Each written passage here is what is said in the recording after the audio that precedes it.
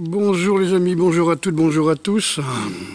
Donc aujourd'hui je marche pas, je sors de mon cours, donc je suis un petit peu fatigué. Quand je dis mon cours, 14h à 18h, il fait encore jour, c'est bien. Ça commence, les jours se rallongent. Alors je voulais vous faire cette petite vidéo, tout simplement, réflexion, d'après ce que j'ai pu comprendre, il va être de plus en plus dangereux et de plus en plus difficile de vivre en France. Bientôt, là, c'est à partir de maintenant, parce que je vous parle pas de l'augmentation de la taxe au gaz, électricité, essence, les taxes sur les voitures, les interdictions de rouler. C'est pas de ça que je parle. Je parle simplement que on a un président qui est complètement acculé, sans jeu de mots, dans des affaires libidineuses.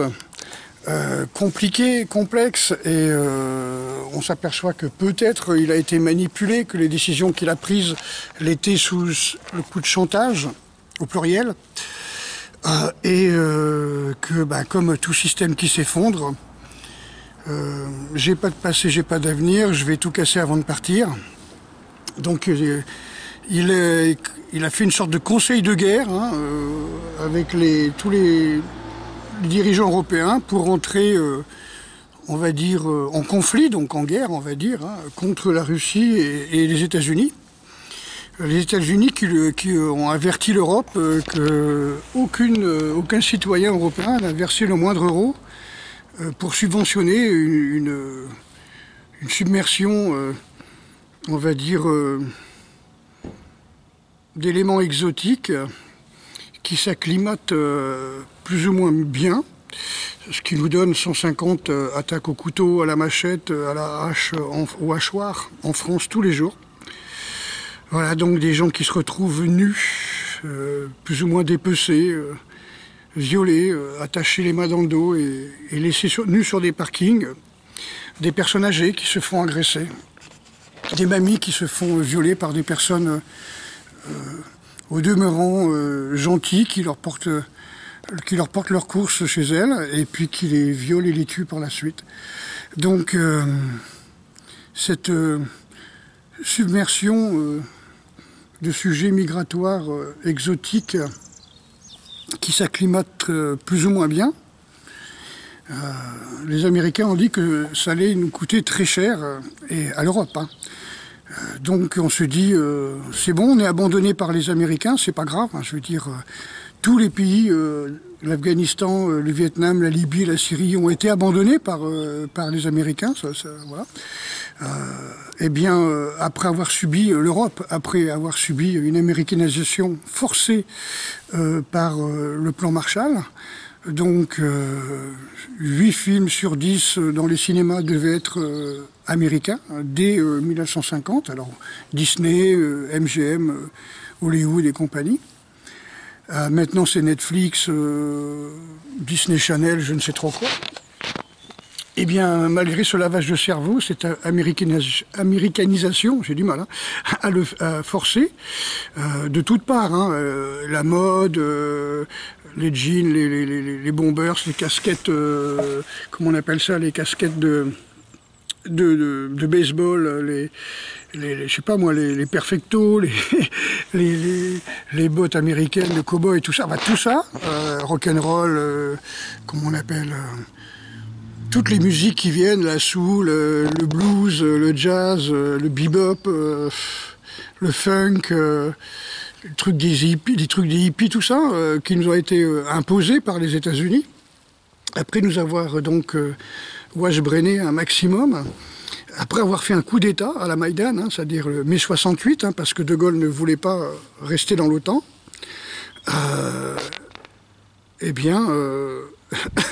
après nous avoir, qu'on peut dire, nourri au biberon, nous avoir biberonné pendant des années, une cinquantaine, soixantaine d'années, l'Amérique nous lâche.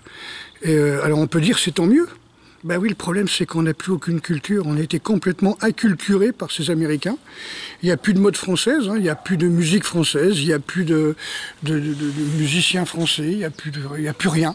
Il n'y a que des gens qui copient les États-Unis. Alors que le premier cinéma, c'était le cinéma de Godard, c'était le cinéma des frères Méliès, c'était le cinéma des frères Lumière, hein, ceux qui ont inventé le cinéma, l'appareil photo et tout ça. Les États-Unis, ils ont quand même imposé leur mode, leur culture, leur acculturation. Hein. N'oublions pas que les États-Unis, c'est quoi? C'est tous les indésirables qu'on avait en Europe au XVIIe, XVIIIe, XIXe siècle, qu'on a balancé aux Amériques. Les prostituées, les bagnards, les prisonniers de droit commun, tout ça. Ces gens-là ont tué 30 millions d'Indiens. Leur ont balancé des couvertures avec la variole dedans. Les ont massacrés à Wounded Knee. Tu vois, bref, faire mourir de faim, de froid, faire des marches infernales. Enfin, vous connaissez peut-être toutes ces histoires. Mais on nous a quand même donné des beaux westerns avec les bons cow-boys, les bons indiens, les bons américains qui viennent nous délivrer du nazisme. C'est les Russes qui ont eu 25 millions de morts, hein. Je sais pas, les Américains ont peut-être eu 20 000. Voilà, donc quelque part, tout ce mensonge pour nous américaniser. Donc on se retrouve tout seul sans culture. N'oubliez pas que Macron a dit il n'y a pas de culture française. Peut-être qu'il pensait à ça, quoi. Peut-être qu'il pensait que ces gens d'outre-océan, qui ont fait venir des esclaves de Chine, d'Amérique du Sud et d'Afrique, et qui après se sont métissés avec tous ces esclaves, pour donner une espèce de... Je sais pas, on n'a pas le droit de parler de race, mais une espèce de très spéciale, très spécifique, multipote, je sais pas comment on pourrait dire, sans vraie racine, sans culture, donc quelque chose de très spécifique, et qui nous impose, et qui nous ont toujours imposé. Maintenant, je veux dire, c'est pas le plus grave. Le plus grave, c'est qu'on se retrouve maintenant... non pas en France, mais en Europe, parce que pour Macron, il n'y a plus de frontières. Hein. Macron veut devenir le numéro 1 européen, vu qu'il a la bombe atomique. Il veut être le chef de l'Europe, il veut être le monsieur van der Leyen. Et puis, il veut nous foutre surtout contre la Russie, plus grande puissance nucléaire au monde, et contre les USA. Voilà, donc il n'est pas content. Et à partir de là, quelqu'un qui est acculé comme lui, toujours son jeu de mots, quelqu'un qui est acculé au fond de l'Élysée, dans son bunker, et qui voit le peuple contre lui, qu'est-ce qui va se passer? Il va bloquer les réseaux sociaux. Tous les réseaux sociaux peuvent avoir les chaînes américaines. Il peut faire comme pour les Russes. On a bloqué RT, ils ont bloqué toutes les chaînes russes. Est-ce qu'ils vont bloquer toutes les chaînes américaines? Est-ce que vous allez être sans Netflix, sans Disney Channel, sans tous les films qui viennent des États-Unis? Ah, ça risque d'être chaud, les copains, hein, parce que tous les jeux vidéo, tous les machins comme ça. Hein. Donc bref, qu'est-ce qui va se passer? Hein, je ne connais pas la suite, hein, mais quelqu'un qui nous met contre les États-Unis et contre la Russie, qui n'a pas la Chine avec lui, qui n'a pas l'Inde avec lui, qui n'a pas l'Amérique du Sud avec lui, je ne sais pas ce que ça va donner. Voilà. Bon, en tout cas, submersion migratoire, de phénomènes exotiques qui ne s'acclimatent pas du tout, mais par contre qui sont tous armés. Maintenant, ça tire à la calache et à la grenade un petit peu partout en France. Maintenant, vous allez voir, je le dis depuis des années, puisque 50% des armes qu'on a données en Ukraine ont été revendues par les Ukrainiens sur le marché. Hein. On en avait trouvé déjà à Zagreb, dans des défilés un petit peu partout dans les Balkans, dans des défilés militaires. Voilà, donc on est en train d'armer nos ennemis, on est en train d'enrichir nos ennemis, et Macron a dit il faut, alors que la Russie et Trump se sont accordés pour se partager l'Ukraine, eh bien l'Europe n'est pas conviée à ces discussions. Alors qu'est-ce que ça va donner? Voilà. Ça va donner qu'on a toutes les plus grandes puissances nucléaires contre l'Europe, puisque la France n'existe pas d'après Macron. Voilà, donc pour ceux qui ne savent pas, la République, c'est pas la France. La France, c'est un pays, c'est une nation, c'est un peuple qui n'a rien à voir avec la République, qui est une entité maçonnique qui s'autoprotège, où il se passe des choses pas très catholiques, hein, si on peut dire. C'est le moins qu'on puisse dire, pas très catholique. Voilà. Donc toutes les perversions sont permises dans ces milieux-là. Et nous, ben, le peuple, on va payer, on est au milieu, on risque de se prendre des missiles sur la tête, des missiles aussi bien américains que russes. On va avoir des taxes pas possibles pour payer toutes les erreurs et toutes les conneries qu'a fait notre gouvernement, qui ont tous des casseroles au cul, qui sont dans des affaires de philie, tu vois, enfin plutôt criminalité, et qu'on n'a pas le droit de parler, hein, donc inceste et criminalité, hein, c'est dans ce milieu-là, c'est non-stop. Et puis, bah, surtout, c'est que nous, on est au milieu, quoi, tu vois, et on peut rien décider du tout de tout ça, tant qu'on laissera Macron à la tête de l'État, et voilà, donc ce sera comme ça. Donc, tant qu'on aura ce genre de gouvernement, il n'y a rien qui changera. Donc je pense que c'est à chacun d'entre nous, à chaque Français, de savoir s'il veut continuer à être gouverné par une sorte de couple bizarre, qui est la risée du monde entier, avoir les plus grandes puissances au monde contre lui, avoir des taxes qui vont nous affoler, hein, et surtout une submersion migratoire qui est réelle et qui est en train de nous flinguer. Donc ça fait à peu près 30 ou 40 ans, quand on me posait la question si je croyais à une guerre nucléaire, je disais il y aura plutôt une guerre civile en France, et ce sera la porte ouverte. C'est-à-dire qu'une fois qu'on sera en guerre civile, on sera fragilisé. Macron a dit il faut tout faire pour lutter contre Trump et pour continuer à armer et à financer l'Ukraine. Mais alors à financer quoi en Ukraine, puisqu'on est à 2 doigts de faire la paix? Tu vois, c'est-à-dire, l'Ukraine est à 2 doigts de se retrouver en paix, et Macron, lui, veut continuer à financer la guerre. Voilà. Alors, pour les gens qui croient que ce sont les Ukrainiens qui ont balancé un missile sur Tchernobyl, je rappelle que les Russes ne reculent pas.